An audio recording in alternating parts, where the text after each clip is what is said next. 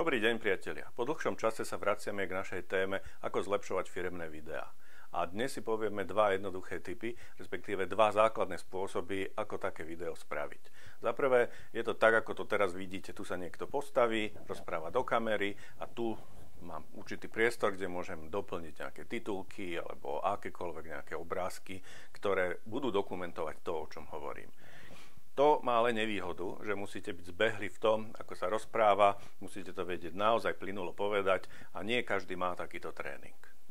Druhý spôsob je posadiť sa do akéhosi štúdia, zobrať nejaký kvalitný mikrofón, tam narozprávať vopred pripravený text, ktorý trebárs musíte mať aspoň napísaný a celý čas bežia také nejaké obrázky, ktoré nachystáte, buď tým, že ich kúpite na nejakom serveri, alebo ich nafotíte. Takže to môže ísť zase do peňazí.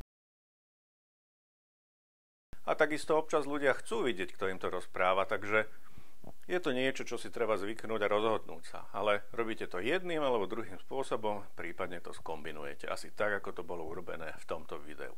Takže na budúce, dovidenia.